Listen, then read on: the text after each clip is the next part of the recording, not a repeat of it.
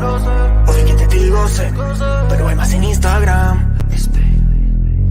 Si tú no quieres beber, tengo fila hasta 3. No te necesito más. Te crees mucho, lo sé. Hoy que te digo sé, pero hay más en Instagram.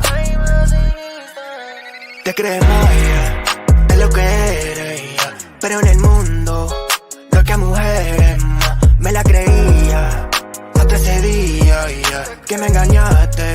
¿Qué más? Reciclaba amores y estabas tú. Te necesitaba.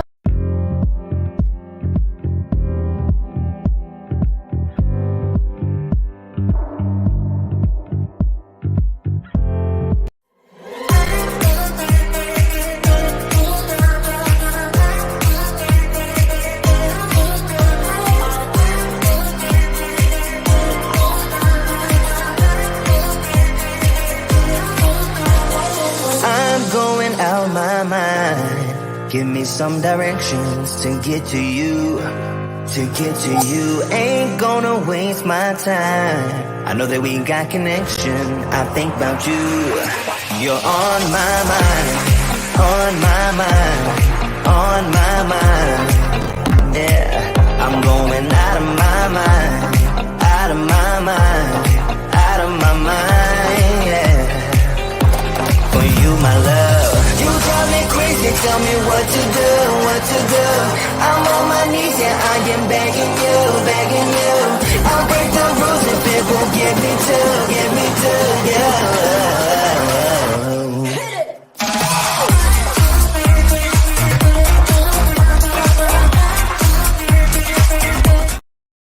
Hey guys, you know it's Friday, so you know it is Gerald, 60 is the new 40. Just to let you know, this is part 2 of a conversation we were discussing about combining your income.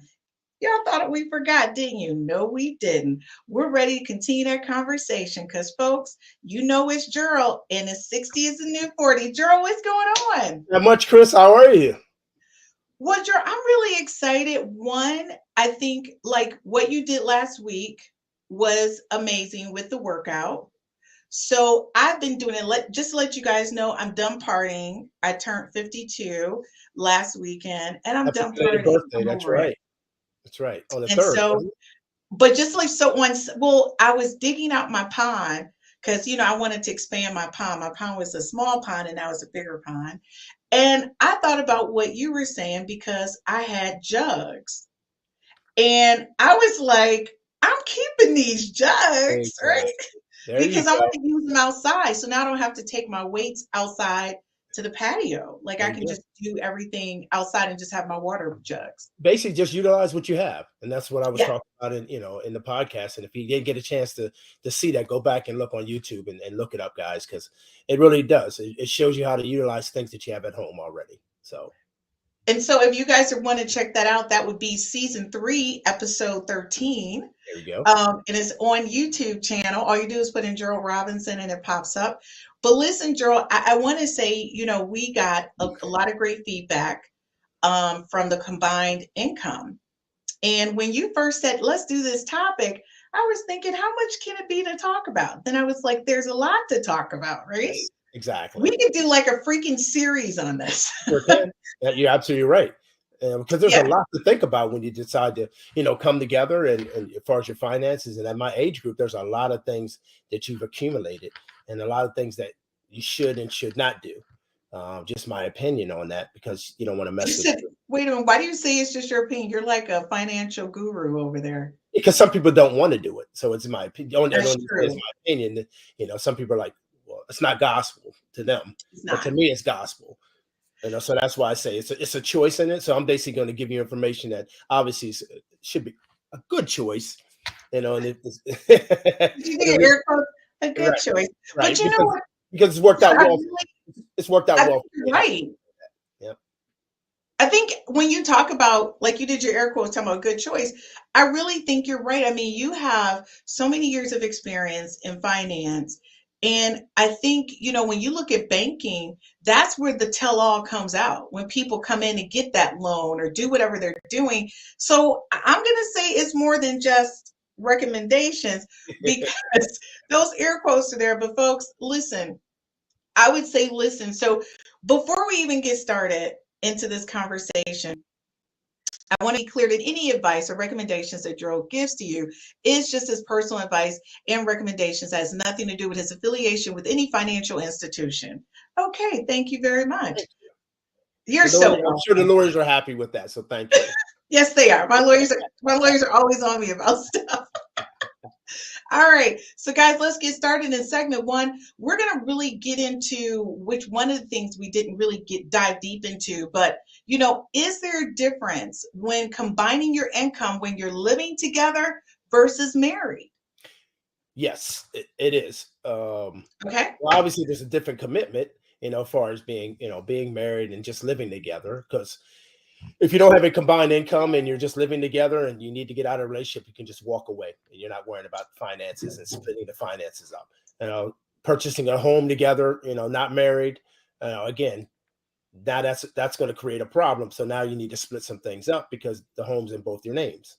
And then if you're married or something happens to you, then obviously it passes on to your spouse. So there's a few things to think about as far as, combining your income, whether you're just living together or whether you're married. So it's majorly important. Some people don't want to put it together because they've accumulated quite a few things. And if their income is going to change, depends on what type of benefits. And I'm not probably getting ahead of myself. It depends on what type of benefits you may be receiving too, as well, as you get older. So, I thought about all of that. And then I also thought about the people who are in the shacking up group. They're living together. But there's a lot of people that are living together. We talked about it in another show and before, is that a lot of people my age group are not getting married. They're not. And so when you think about that, it's like the common law marriage situation. And I didn't want to put that in there, but I find that a lot of people, as a matter of fact, I talked to a woman the other day, the guy died and they had been together for 20 years and everybody thought they were married, but they weren't. But the thing is, he left everything to her.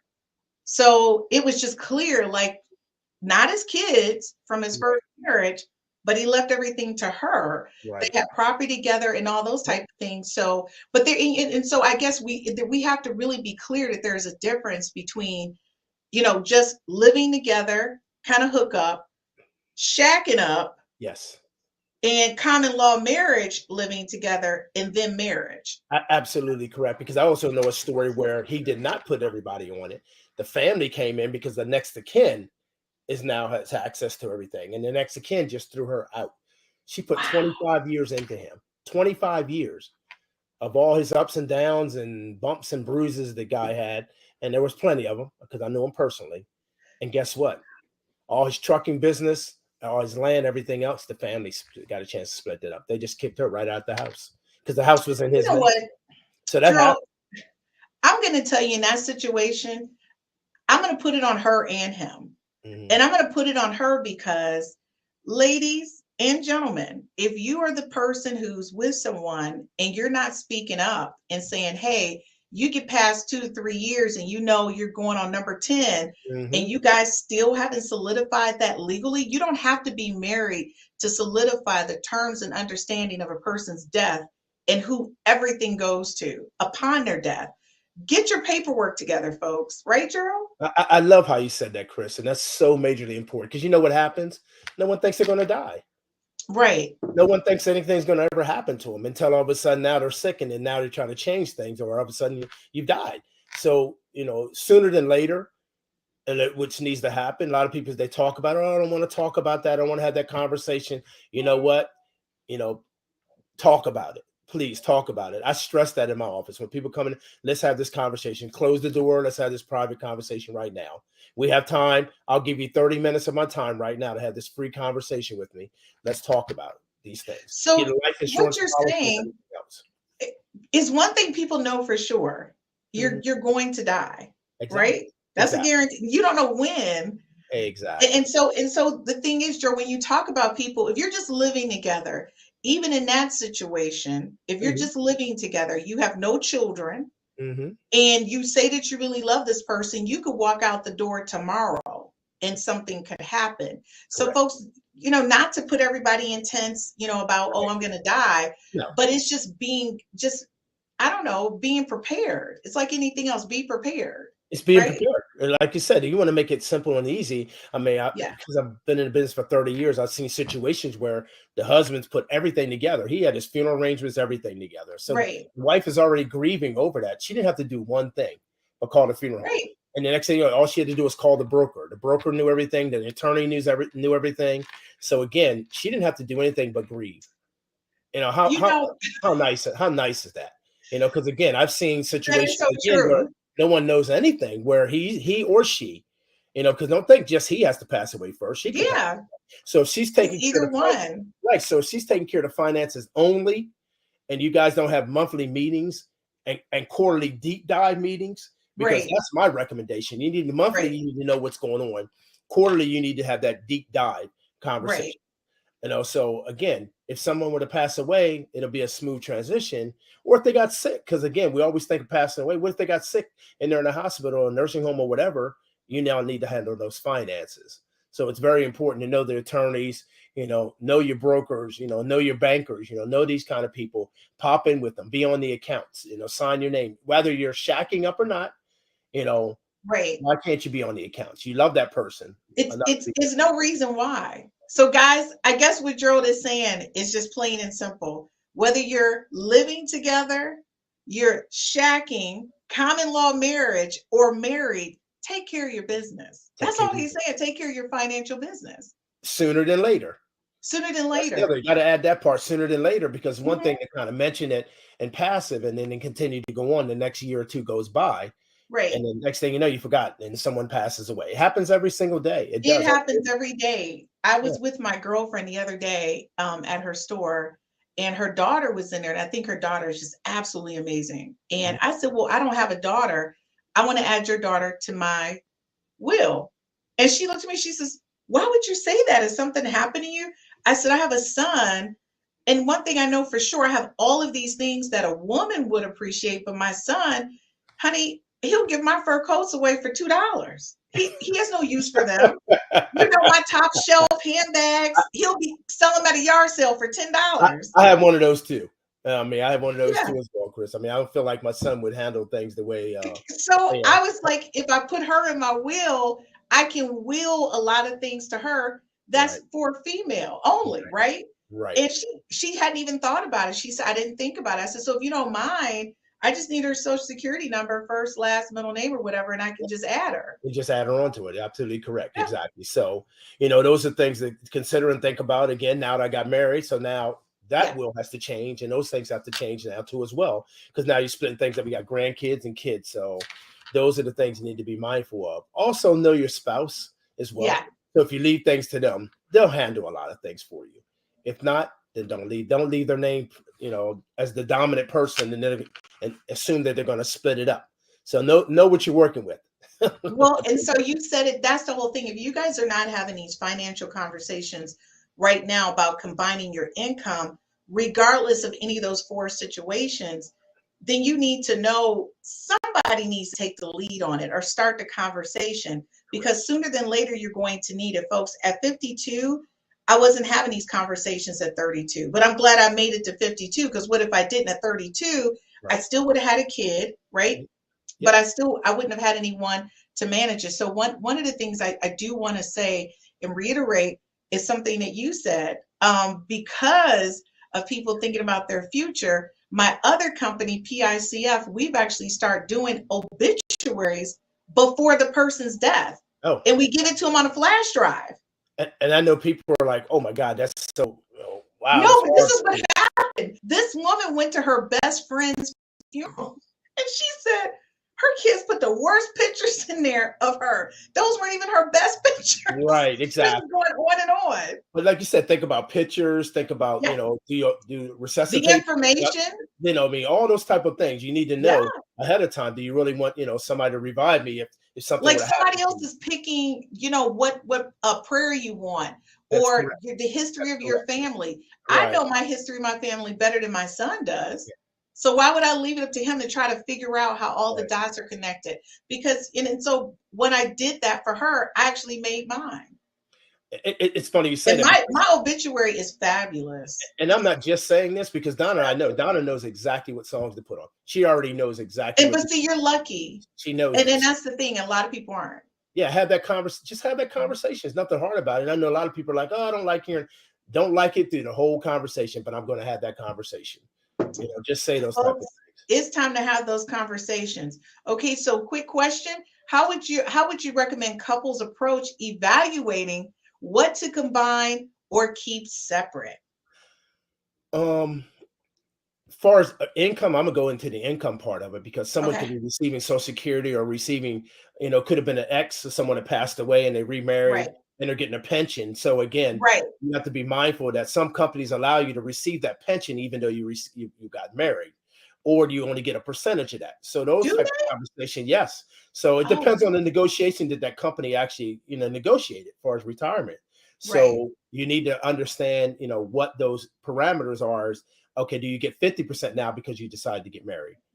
So be very mindful of that okay, maybe you do want to shack up. And actually that's why a lot of people have shacked up, live together, whatever you want to say, Yes. as opposed to getting married and changing your name.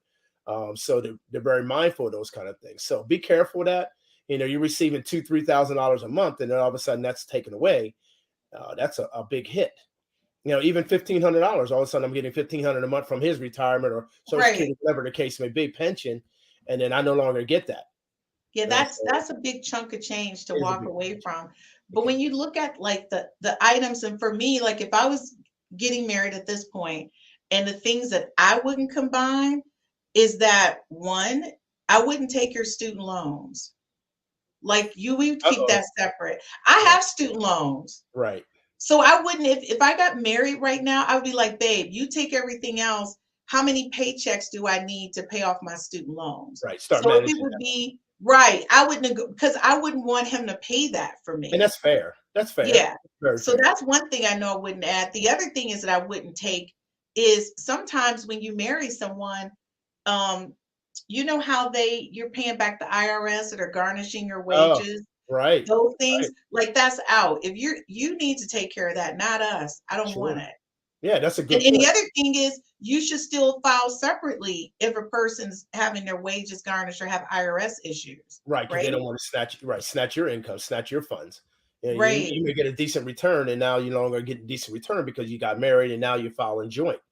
So all those factors are very important when you decide to combine incomes and we decide to combine things, period. Is you need to think about, okay, there's some back IRS payments, there's some again, child support, may not be at this Right. age group, but so those type of things need to be considered, is that they shouldn't be really passed on to you. That's not, to me, that wouldn't be fair. And a It's definitely conversation, well, of course, but that's a conversation that needs to happen before you decide to get married, before you decide to get together. Because a lot of times people don't right. say anything until they get married. And it's like, oh, by the way, I have this student loan. Oh, by the way, I have the IRS, because you've never done your taxes together. And so, by the way, I What have was this your, IRS. how about they're waiting for the check to come and the person's like, well, why we didn't get our tax return? And Yeah. then you get a notice, your Yeah. tax return has been garnished for past due taxes. You're like, Wait a second. mine were fine. And Right. you look at the other person, they're like, not mine, no. Not mine. Right. But You know, not mine shouldn't happen. Again, right, you should have that conversation prior to it. And if you notice, Chris and I are talking about a lot about conversating prior. Have that right, conversation. Please talk about things. And that's basically what we're saying is talk about some things prior to, deciding getting together or deciding putting your funds together, incomes. We talked about that in the last, show. mhm, Some people don't even know what each other's incomes are. Are you they kidding me? don't. You've been together 4 or 5 years and you have no clue how much money they make. You just know bills are paid and you're, managing this and managing that. All right. Do you make 50, 60, 70, 100,000, 150? What do you make? Yeah, I need to know that. What's going on? Why are you buying this Range Rover, but you only make $40,000 a year? Should you be doing that? You're indebted to this Range yeah, Rover. So because some people are car poor, house poor. If mhm. you don't know what that terminology means, it means you that's all you can afford to pay for. That's exactly what it is. Folks, you heard it best from Gerald. And if you don't think that you're compatible, if you're not sure, even if you've been married for 20 to 30 years, You can always download my compatibility app. We'll be right back after this commercial break just to find out if your top 5Fs match. If your spouse or the person you're with doesn't have finance in their top 5, it might be something to talk about. We'll be right back after this commercial break. My name is Christine Burkett, the inventor of the 5Fs to Love. This is a compatibility app. It's an app that gives you an opportunity to rate words that start with the letter F in chronological order of importance to you, to help you find your one true love, your soulmate, and the person you're going to spend the rest of your life with. So after you've taken the time to rate your Fs in chronological order, you send a link to the person, I don't know, you just met, or the person you've been dating for quite some time. Or maybe it's the person you've been married to for 30 to 40 to 50 years. And then you compare your top 5 Fs to find out what things you have in common and things that you may perhaps need to work on. This is taking a simplistic perspective on how to find your one true love, your soulmate, the person you're going to spend the rest of your life with. And thank you for downloading the 5Fs app.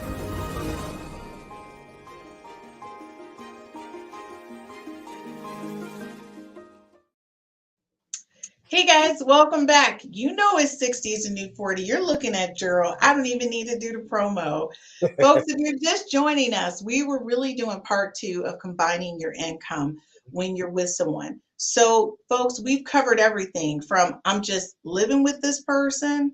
This is a shacking situation. This is called a common law marriage and a marriage. What you need to do to start having those conversations about evaluating and assessing where you are financially. But not only that, financial planning in relation to if there is a death.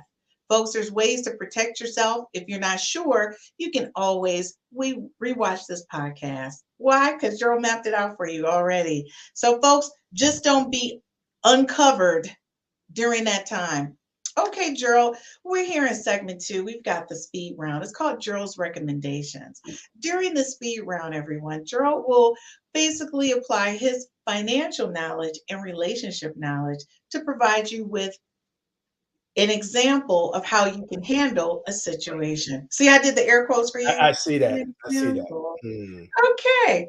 Gerald's recommendation. What if your partner has over 80% of their income going towards bills and debt? What do you recommend? Your facial expression. Depends on the debt. Then I need to start helping them take care of that debt. Because if we're working together as a partner, then we need to do that partnership, and I need to work on your debt. But I need to have that conversation of cutting your cards up. So if they're credit cards, then we need to cut those cards up. So you're not okay. But Drew, stop. But this is you. A lot of men may not be financially savvy. So you're saying the person who has the financial conscience or knowledge? I would say well, that's funny you say that, because you have conscience but not knowledge. You have knowledge and not conscience. So kind of both. So I would say if you got yourself 80% debt like that, you need to shut some things down. So basically you're saying that the partners, whoever, you guys need to come together to get that debt down. That's correct. You need to come together. Correct. But I talked about it in the show before. I'm not paying off Men's Warehouse. I'm not paying off, I'm not paying off exes. And the ladies, you should not pay off his Victoria's Secret. Victoria's Secret. You shouldn't be paying those things off. That's just me personally. So that's your own debt. You need to handle that particular one. But regular credit cards, I don't know what's on those. So we need to go ahead and take care of that. Because again, it's going to help us. It's going to help us, our net worth, and we're trying to build something here. And so again, let's get rid of that debt. Come together. Don't come together just because of that. I've seen that before too. You realize that, oh man, he's making some decent money. He's got some nice things. He'd be able to help me pay for some stuff. No, that's all wrong. That'll come out in the end. So Joe, I'm glad you said that, because there's a couple things to me that if 80% of your income is debt, right? That's that living cash poor kind of situation where you're house poor, or your car poor, or clothing poor. You're something poor, right? And I hate to use the word poor, but you're indebted to a lifestyle or image, and that's hard, And you know how stressful that is every single day. You have to get up to go to work to pay that debt. Yes. You're not even, you can't go to work every single day to get a paycheck to pay bills.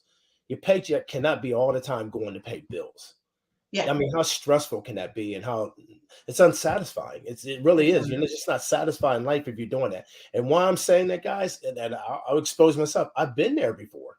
Right. I've been there paycheck to paycheck and, pay 80% of my income. That's why I turned things around, 30, 25, 30 years ago. It's like, wait a minute, something's wrong here. I'm worried about paying this every single month, paying this credit card. I'm paying $300 a month for credit card for the last 12 years. Do the math on that. Are you kidding me? And now you Just pay, take, and still, if the debt is that, break it up between 3 or 4 right, paychecks and and pay still, it. right, and still owed. I still owed another, $15,000 on it. Like, are you kidding me right now? No. Take a loan out for $15,000, and it'll be paid off in 5 years, and it's done. And As it's opposed to done. making that credit card minimum payment, it's not going to work for you because that'll Yeah. be another 40 years in order to pay that off. So that's some sneaky advice to let you know that don't pay the minimum on your credit cards, and try to pay that interest. There's a revolving credit. You're going to constantly owe that credit card company that money back. I love that. Okay, you guys heard it from Gerald. Okay, we got another one. Gerald's recommendations. How would you approach a conversation about living on a budget to prepare for the future? And that's exactly the thing. I was talk to him about a future together. That's the very thing I would say. We're trying to have a future together, and I like to have our future to be comfortable in it. And the very thing I just finished stating earlier is that I don't want to go paycheck to paycheck. I don't have to worry about paying, these credit cards or this card payment and these type of things for forever.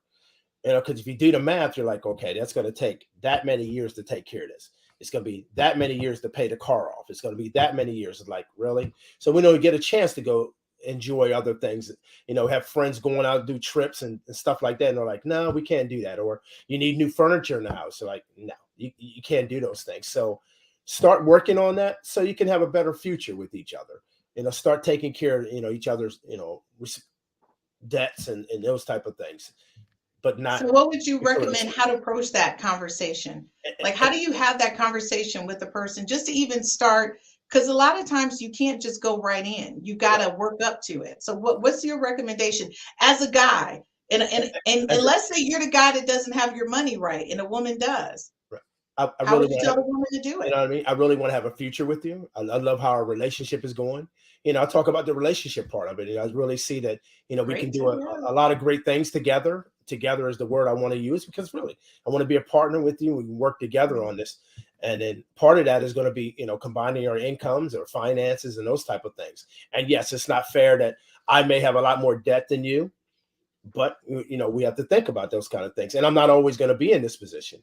The hard worker that I am, you'll see that I'll continue to grow and be better in this. I made some changes here and show those changes, so Wow. that's how I would actually approach it. Sure, Hmm. I like that because you use the word one, you put our relationship first, you Hmm. use the word together, Hmm. and that you're showing this person, I'm a hard worker, I'm a person of my word, I'm going to work towards this. So Sure. that's some accountability for your bad action. I Correct. like that, folks, but it didn't all of it just came off so genuine. So, folks, rewind this, watch it a couple times and practice. You can put this on pause and then practice this. Okay. I'm just saying, Joe just gave you the speech. So if you don't have your money right, you're in a great relationship, you can use that to break the ice. Okay, Gerald, our last question for the segment. How to ask your partner to share their financial portfolio if you have already shared your finances. Well, before going in, I will talk about a relationship again. The very thing about as far as being together with you, and I noticed you shared your finances with me.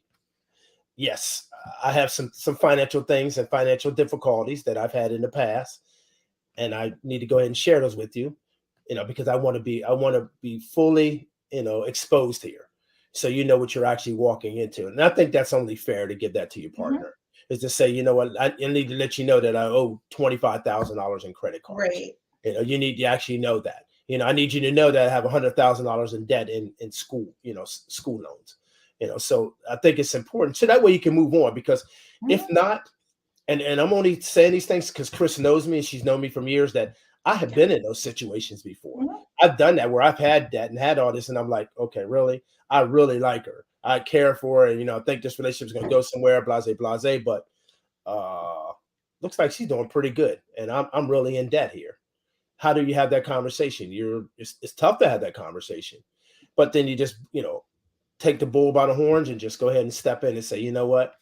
I'm in this particular situation. Let's have that conversation about my finances. I make X amount of dollars. I'm 80% in debt, but I need to work on trying to, get myself out of debt and take care of these things and make some changes in my life. I love that you said that, because if neither one of you are good with finances, folks, go make an appointment with a financial planner. Sure. No one has to be the guru. Everyone doesn't have a Gerald, right? I don't have one. So I got a group of guys who tell me what to do with my money. Okay. I feel like a kid sometimes when I have to ask, can I get something? But I will say this, these guys are awesome. And you guys know them. But what's that done? It's allowed you to put some money in the bank, hasn't it? It's allowed me to put some money in the bank. Right. And that's the whole thing. Right. But you know what, Gerald, is one of the things that the finance squad said, like in the beginning of the season, they said, you've got to look at, what was it? 70, 20, 10. So 70% you live off of, 20% you tithe, and 10% you save, right? Yep. And so I've been doing that. But the thing is, guys, a lot of times that means I have to tell myself no, right? And that's okay, because I'm able to, when I needed to get a new garage door and I can just pay cash. I'm not even thinking about it. It's not going on a credit card. Exactly. I don't have to pay interest on it. There you know, when I wanted to purchase my cars, I did the research. I went and paid cash for my cars. And so those are the things, like these guys, and I'm going to say this again, ladies and gentlemen, you don't have to be a financial guru. You just have to know them and respect them. That's all I got to say. Know them and respect them. And you got to know to have a little bit of discipline within yourself and say, you know what, do I really need that, or do I just want to have that? So if you can kind of put your needs aside for a little while, then guess what? You will be able to have some things a little bit later in the future. And I know some people are like, oh, you need to live. You need to live. Yes, but guess what? Because my mentality back then is like, I may not make it to 40, 50, or 60 years old. Right. So let me spend it up now. But guess what? There's a flip side to that. You also may make it to 40, 50, and 60 years old. So now you're sitting. And then what do you do? And then what do you do? Correct. So again, I'd rather look on the side that says, you know what, I want my latter part of my years to be comfortable, and I'm not worrying about paying a bunch of bills. If I do have to retire or whatever, I'm not making this big mortgage payment. I'm making this big car payment. So I don't need to make as much money. And that's the other thing I was trying to tell people. As you get older, obviously your debt load should be less. You shouldn't be making monthly payments on a lot of things. Like you just stated, pay cash for the car. Pay cash. Take it right. So now you don't have to worry about a monthly payment. So if you're getting Social Security and you're getting your pension or retirement, again, you don't need that much to live off any longer. And Gerald, I'm going to tell you, people don't understand. I say, folks, I drive a $60,000 car. I just saved. I didn't do it all in 1 year. I just knew what year I wanted. Correct. And I kept saving. And then when I had that amount, then I went and looked for that car for that year. It had low mileage. I had that thing shipped from California and dropped in front of my house. There you go. It is beautiful. I love that car. That's right. Yep. Just have them drop it off. But it did take sacrifice. But when you think about it, 10,000, if you think about what you want and you say, okay, I make X amount of dollars, you can save 10, 20, 30,000 in 1 year. You sure can. If you do what you have to do. And this is the thing, folks. Gerald is 100% correct. It's tightening that budget. One of the things we joke and laugh about, and we do joke and laugh about this, is that people buy and consume so much. But one of the things that we both look at is, how can I resell that item? Like if you know you're going to have something, so Facebook Marketplace is great. Consignment shops are great. eBay. Like folks, sell these things if you're not using them and put that money away. See, Chris is letting a secret out, guys, and that's turn your things back over. So again, if you paid $80 for it, and if I can sell it for $20 later on, that's fine. That's good. I got my use out of it, but I'm getting $20 back from it. So again, try to do that. That's so important. But also go through your closet and say, do I really need to have this? Or I haven't worn it for 2 or 3 years. So you know what I mean? So go ahead, have a yard sale.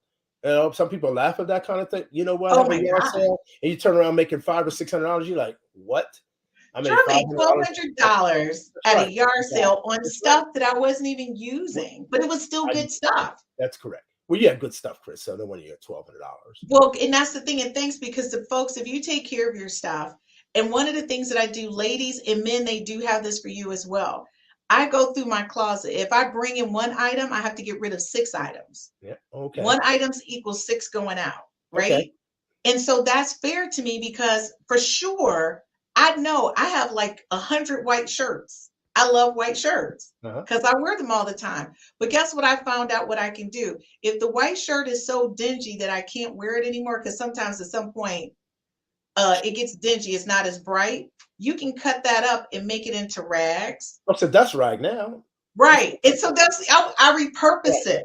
That's my dust rag. Same with old socks. Or you get out there, you can't find, you have odd socks. That's the dust Yes. rag. You know, those type of things. As opposed to going out buying a dust rag, you know, from the store. Just think about it, that extra $20, you know, that you're spending on that, you know, that dust rag and all the other things that you could, you know, put that money aside. You know what, Joe? We should do a show just on how to repurpose. Because when you move in with people, this is what happens. You end up with 2 queen or 2 king size beds, and you can only keep one. Right. You know, Exactly. it needs stuff. Exactly. 2 irons. You know, I mean, you just got married, so I know Donna has stuff. You have stuff. Exactly. And who has the best of the stuff? And the best of the stuff. You know, it's funny. I'm gonna let something else out. Now, toothpaste, I have a little squeezer that squeezes the toothpaste all the way out. I get every last drop of that toothpaste. I don't let it get to the end and roll it up. I got a squeezer that squeezes all the way out to the end. You know what? Over the years period, guess how much money I saved in just that one little thing. I know people don't sound silly, but you know what? Over time, it doesn't matter. It doesn't matter how much money I have in the bank. You know, because one thing I learned about wealthy people, they don't spend money like that. They don't spend a lot of money. They don't spend money like we do. Yeah, they do not. They do not spend money. I'm sitting there like, whoa, wait a minute. It's the middle class people that spend a lot of money. Oh yeah, we're spending like we're millionaires. Oh yeah, like you're millionaires. But those millionaires and wealthy folks, they don't spend money like that. They don't do that at all. Well, folks, if you didn't get it from here, you can always watch the Finance Squad tomorrow night. And we're going to go to a quick commercial break, because if you didn't get it from Gerald, you can get it from them. We'll be right back after this quick commercial break. Get it that I'm never going back. Get it that I'm never going back. I get to it first, I got you mad. I guess that when I get to it last. Get it that I'm never going back. Get it that I'm never going back. Going up, going up, going up, going up, going up, going up. Get it that you want it though? Where do I begin? I see the hate, they don't wanna see me win. Bank deposits, I got more coming in. Top down, throw the money in the wind. I don't want it all. Heard the scammer had to switch up the accounts. Moving paper, gotta call it my account. It's all in, I can have it coming out. They through the struggle, I can see another drought. Yeah, it's not a purse, it's a merge. 6 figures was a goal, now it's 9 or a hearse. Put it work. Used to pull up, not swerve. No time for the snakes, time to put them in the dirt. That's word. I gotta get it, it's in my DNA. You only see the highlights, don't know what it takes. Last year stressing, got no sleep. Now I'm right between the courts, out of nosebleed. I see the hate, they don't wanna see me win. Bank deposits, I got more coming in. Top down, throw the money in the wind. I don't want it all. Heard the scammer had to switch up the accounts. Moving paper, gotta call it my account. It's all in, I can have it coming out. They through the struggle, I can see another drought. Yeah, same circles to the same gang. We just get to it, we don't gang bang. Lost some friends to the same thing. Keep a low pro.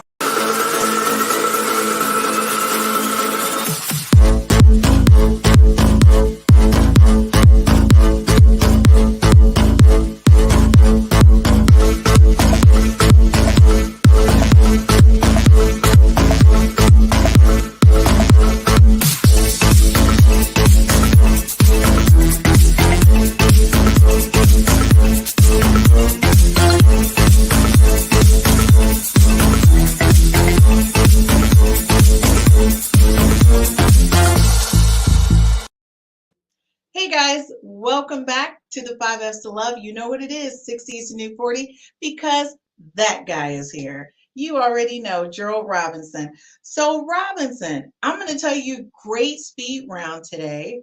I think we covered quite a bit. And I also think we're going to have to do a show on how to combine your stuff and make some money while you're doing it. Yeah. Because a lot of people at our age, you got a house, you got an apartment, you got a couple houses or something. Yeah, that's right. And you're combining this stuff and you're like, you can't keep everything. It will look like a museum, right? Yeah, exactly. So we need to talk about that and show people how they can make money on the things that they have instead of just giving it away. That'll be a great show, Chris, actually, because there's a lot of money you can make, with things that you have sitting around the house. Yeah. One person's junk is another person's treasure. So again, why not stop giving it to the Goodwill? And I'm sorry I bust on the Goodwill, but you're just giving free inventory to the Goodwill. You can give I'm not what you don't sell to the Goodwill. well, I'm not a fan of the Goodwill because again, that's Well, just free inventory. well, I'm going to tell you too. The Goodwill doesn't take stuff like they used to, anyways. Right, Like everything exactly. they don't do that anymore. Oh, when I was, liquidating, mom's house stuff, Yeah, I couldn't believe it. They wouldn't even take the table. Like they're like, oh, it has a scratch. I'm like, what? It's yeah. still a Goodwill. Like, come on Oh here. no, they But they're don't. They taking it don't out. take stuff. Yeah. Yeah, that's funny that you say that. I didn't find that Yeah. out until I decided to try to give things away to them. They came the big old truck to pick up things, and they were like, "No, we'll take that, but no, we can't take that. No, we." I'm like, "Are you kidding me right now? You're the Goodwill." No, I So, had brand new frosted doors uh-huh. because I had replaced doors, and they were like, "We don't take doors." I was so frustrated. I wasn't thinking sell them. This just happened like last week. Uh-huh. And I got so frustrated because I needed to go get my big pond because I'm putting in a bigger pond, guys. Okay. And I took it out of my SUV and put them out in front of the house. By the time I got back from picking up the pond, because I was thinking I'll go get the door from out in front of the house, it was gone. On. That's right. You put it out in front of the house, somebody's going to It snatch was it up. gone. Yep. I was only gone for like maybe 2 hours to go get this pond. Somebody rode down the street, was like, "Oh, this is a nice door." And not only that, they didn't take a stained glass light fixture and they took the 2 light fixtures and the door. Isn't that something? But actually, people Somebody's have a putting this business. in their house right now. Yeah, people have a business doing that, Chris. Believe it or not, there's all kind of ways to make money. But people have a business for rolling things over that people gave free inventory. So they Right. grab and have a building and they sell it to you. Some people again they'll buy it. They're like, "Oh, I was looking for that. It has a little scratch on it, but I'll clean that up or whatever." Person never paid a dime for your doors, and they end up selling for $50. Gerald, we do need to do a whole show on that. Yeah. Because I was just like, I said I could have used that door for something else, but never mind. Mhm. Little side hustles. A lot of people do that too as well. Since we're talking about finances, again, people always have a little side hustle for that little extra change. So we're talking about, trying to get rid of that income and that debt. 80% debt. Right. Go ahead and take that little part-time job. That's okay. It's okay to take that little part-time. Don't It is. no pride aside. And go Mhm. ahead and take that little part-time job. I'm not talking about being a greeter somewhere, but at the same time we're flipping burgers. But take a little part-time job or something maybe within your profession or something. Folks, we are not against greeters. No, not at all. No, I'm I not like saying Walmart greeters. right. I didn't say the company or anything like that. I just simply said a greeter. That's all. I left names out. Okay. I like the Walmart greeters. Okay.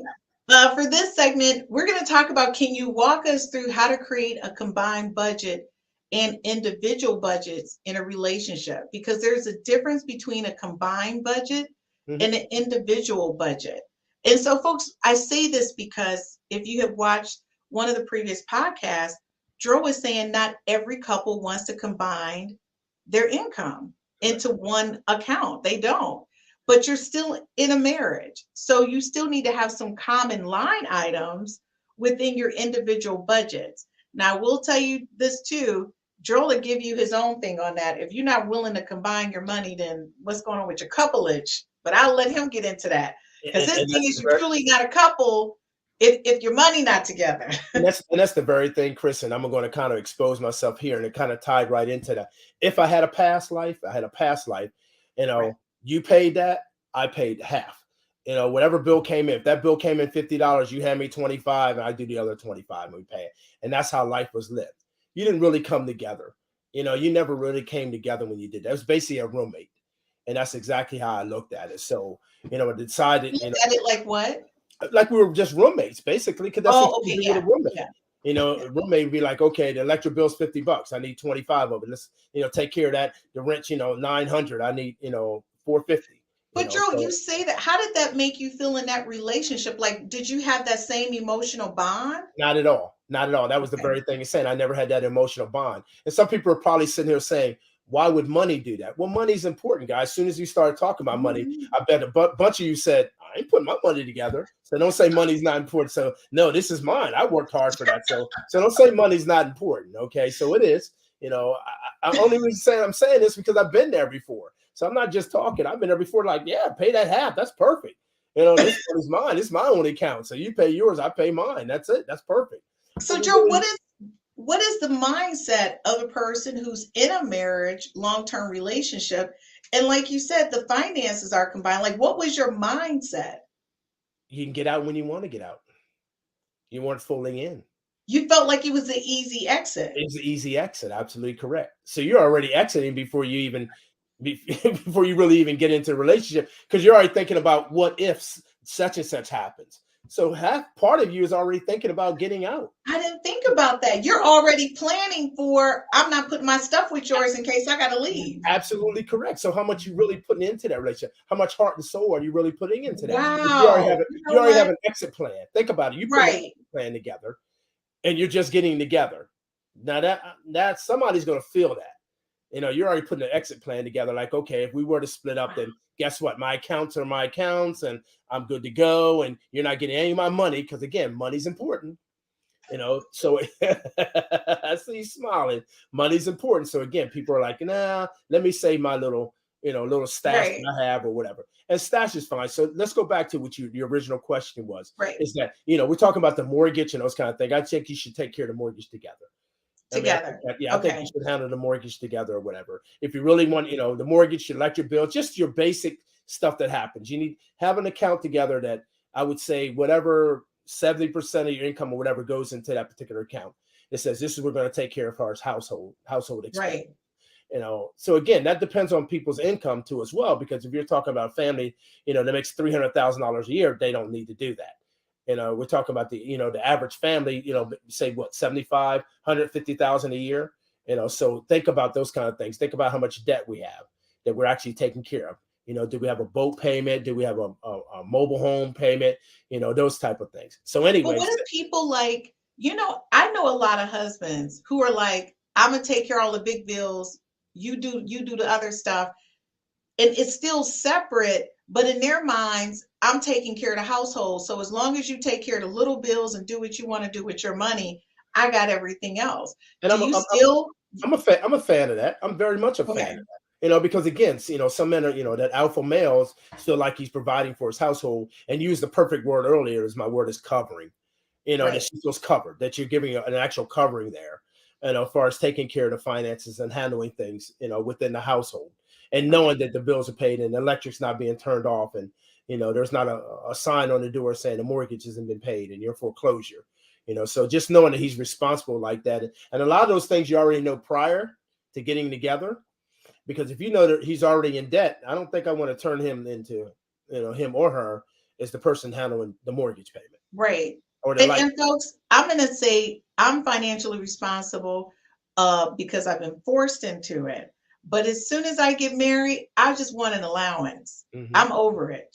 Can I just go to work and give Christine an allowance? Let's meet, talk about these bills once a month. Like Gerald say, do the quarterly meeting about where we're investing. That's correct. And I'm good. I don't want to do it. I've never wanted to do it, but I've just been forced into it. And then that's the reason why I got a bunch of smart people who manage my money. It's such a winning recipe, because now I do have a great life, and my wife and I, we do work together like that. So now it's like, wow, what was I missing all these years? Right. This actually really works out well, the way we've done these things. And, she's comfortable, I'm comfortable, and we're fine. And you're not worrying about paycheck to paycheck and those kind of things. We're working together with this thing. But Joe, the budget thing does matter. And I will say this, I'm not going to say, I'm not going to say I'm not financially savvy. I am, because I'm forced into it, but I do have a budget. Mm-hmm. So when you meet somebody and they don't have a budget, you do have a budget.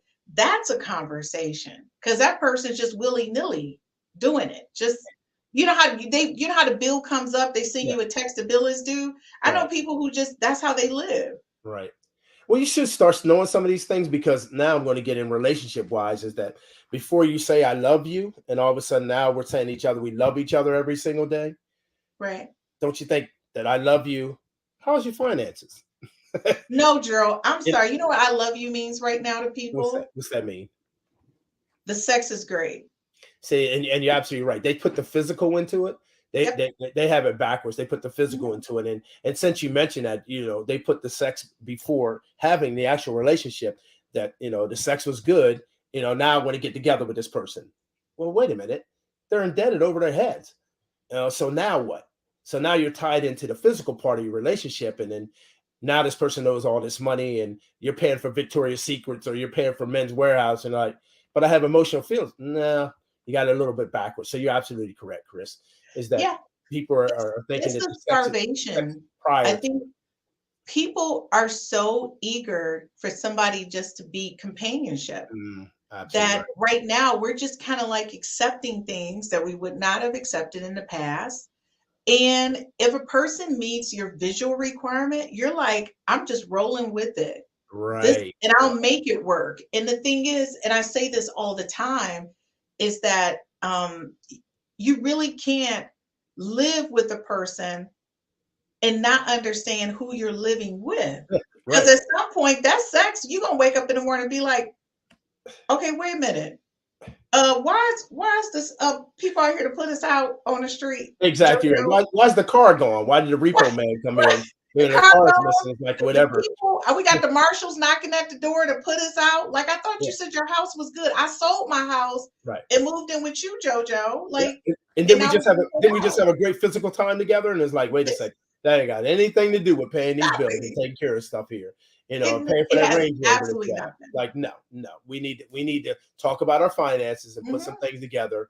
Also, one thing we didn't talk about is, all right, you have a place and I have a place. Right. But I spend a lot of time over your place, or you spend a lot of time over my place. So now you're paying $1,800 a month to spend, 5 or 6 days out of the week with me. So somebody needs to make a decision here. Somebody needs to make a decision. Somebody needs to make a decision if you're deciding to get together. So if you're deciding that I want to be with someone, you need to make a decision quick. Like, okay, are we going to get together and stop paying this $1,800 a month because you're over here 5 days out of the week, or I'm over there, vice versa, and I'm paying electric bills and all these other things. So there's so many factors to consider in this. So many factors. But again, it goes back to what we originally said, Chris. Communicate. You got to have that. That is the key. Just being able to talk. And I think, Gerald, at our age, at 52, I'm not going to get into a relationship with a person. It was so funny because a friend of mine was asking me, what is your process? And I said, well, I don't have a process. My thing is, I don't know you in 30 days. So you should not be at my house. Right. Like, I don't know I'm getting to know you. So my thing is, folks, just because a person is attractive, he's already at your door in 30 days. That's a stranger. Yeah, and we already had that conversation on another show, talked about that very thing, is that have dinner out. I don't need to invite you over fixing dinner. You don't need to invite me over fixing dinner at your place. None of those kind of things. We need to get to know each other prior. But now outside of your household, right? Things happen so fast now, and you have your own place and blase, and you're over there right away. Now you don't need to know what the inside of my house. You don't need to know that. Yeah, and you know me, I love my outside like you love your outside, right? So I'm outside having movie night, and a friend calls, and I go, "Oh, I'm sorry, I'm not up to company right now." Right. So to me, it's like, if I'm still going through the process, and it's not just that, I always tell people this: when you let people into your personal space, you should be able to trust them with the things that you've accumulated, right? Correct. And at this point, I don't think that I know you well enough to even say that I can trust you. Well, you know what happened, Chris? Some people come in the house and start doing inventory. They come in the house, start doing inventory, start counting up. Like, wait a minute. How do you look at the house, you look what you have in, you start doing the math. I mean, you online, start doing the math. That's a problem. That's a problem. People do that, right? If you know me outside of that, and you know me, I have a little car or whatever, but you never seen our house and all. You don't have an opportunity, and you can't start doing inventory. But another thing is, you don't even know their family, and sometimes people may not be her house. Call me on Facebook. Call me on FaceTime. Let me see. Let me see what her house. You said it's so sharp. All right, let me go in and use the bathroom. Okay, look at this. Look at that. Where do you say she lives? The next thing you know, you come home and it was a B&E. You just met this person. Exactly. Not that they did it, but you don't know them well enough, and you don't know their friends or their family. That's true. So, folks, I'm going to tell you. Gerald has already told y'all. Gerald, what did you tell the ladies when you came on Real Talk with the ladies? What did you tell them? Uh-oh, which one? Because I said quite a bit. Oh no, when you said about meeting somebody, you were just saying it, like not to invite them to your Oh, home I for was, the next yeah, the 30 very days. thing. I just said it. You're right, Chris. You don't need to come to my house for a while. I don't need to go to your house right away. We need to meet out. We need to have dinner out. That shows a couple things. I need to see how you act in public. Yeah. How you carry yourself in public. Do you eat with your mouth open? Do you pick your nose? Are you opening the Like crazy door? things, but do you open doors for me? What type of things happen? So again, do you like me opening doors for you? Right. Because I've seen that too before. It's like I can open my own door. Like, wait a minute, I don't want a strong woman like that doesn't, want me to open doors. I'm just being cordial to you, But there are women that are like that, and there are guys that won't open Are the you door. serious? I saw the other day the guy get in the car and she's still sitting outside. I looked at her like, are you kidding me right now? And she got in so natural. That's the thing. She got in perfectly fine, so natural, not like, and they accept it. You said it earlier, Chris, here in the podcast. Start accepting things. It's not okay to accept those things. No, it's not okay. That shouldn't be the norm. You should be getting that respect from him and her. Again, watch how he is. If she offers, offers to help pay for dinner and all that, that's sweet of you. But I'd rather go ahead and take care of that. I asked you out. I like to go ahead and take care of that and be cordial that way. And women to do it too as well. And there's nothing wrong with that. Right. It's like, I asked you out. I like to go ahead and take care of that. Take care of the dinner like that. That's fair. That's somebody I know I can work with, that I'll go ahead and exactly. Take care of it doesn't take my manhood from me because she offers to pay dinner or does that because she asked me out.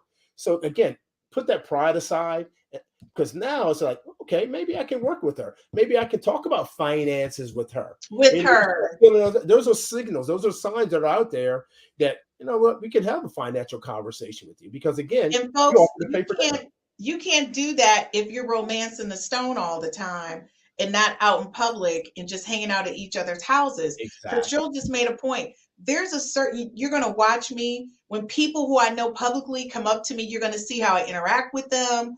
Exactly. My level of professionalism. Are you okay with taking me to events with your company? Things like that. You get to know them outside of the bedroom. And I feel like a stronger connection would be there if you just get to know me. If I'm cute now, I'm going to be cute 30 to 60 days later. Probably cuter.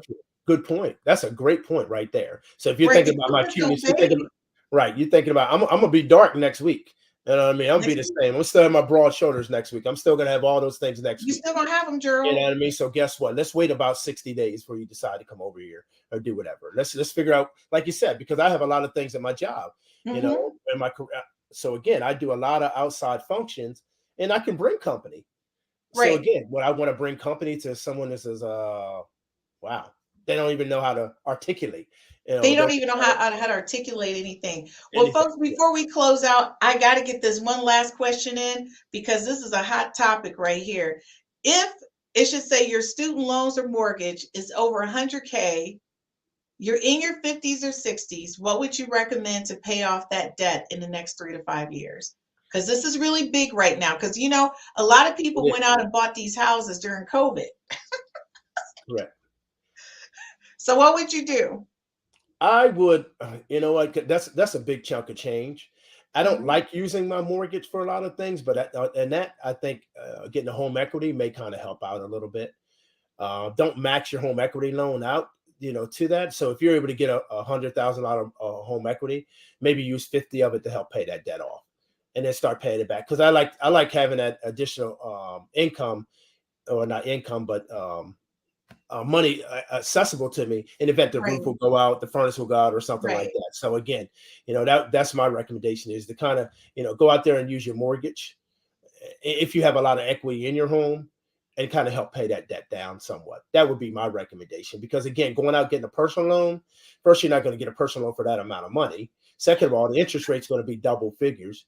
Yes. So again, look how much interest you're paying back. I can't stand paying interest back. I talked about the credit cards earlier. Oh, I got it on sale, but you didn't pay it off for 3 years. How much on sale? It was not on sale. So it wasn't on sale. Exactly right. All you're thinking about is right now, but you're thinking about, if you're still making a minimum payment, that wasn't on sale. So just those little things. And when I got into finances, Chris, and realized that, It was like ding-a-ling-a-ling. Are you kidding me right now? That makes a lot of sense. So I'm not going to use this credit card any longer. I'm not going to pay for it that way. I'm going to pay cash, like you just finished saying. Do the best you can to pay cash for it. You may not be able to pay $60,000 for a car. Pay 30. Exactly. Pay 30 for one right now. Pay 30, pay 10, Pay pay 10, 15. right? Whatever it is. So that's what Chris saying. Chris is not saying go out and pay 60,000 for it. No. That's what she did. She put some things aside. She disciplined herself. Yes. But if your level is 10, 20, 30,000, then that's okay. You know, but I also want to say, Gerald, I said I had went without a sports car as a single mom raising my son. And that was my gift to myself once he graduated from high school. Mhm. I was just like, I want this car. And so I saved over a period of 10 years. And when it was time, I was like, let me find one at this price range. And I'm buying it. And I did. A really good friend of mine helped me find it online. And that was the very thing I did when I turned 50. I bought the Beamer. I was like, you know what? Sun's coming on. It's time for me to treat myself. Yes. You know what I mean? I put money aside to say, you know what? Go there and cut a check. Go there and be able to cut I love it. So, you know, Gerald, we got to talk about two things when we come back. One of these segments is one, saving for vacation, which a lot of people don't do. And we're going to talk about it from the perspective of being married. How many vacations do you need to take a year as a couple? And how do you save up for those while you're still managing everything else? That's a big conversation. Sure. And also the upside down. A lot of people are upside down in their homes or upside down in their cars. Right. And you working at a bank, I kind of want to talk through that to help some people with some options. And of course, we're going to have a show on repurposing to make dollars. There you so go. Folks, get ready for those because we're going to do it before we go in June. Don't forget, we have live shows until the end of June. And then after that, we are on vacay for the summer. But you can still hang out with us and watch all previous episodes on our YouTube channel. And you can find that on the 5 Us to Love.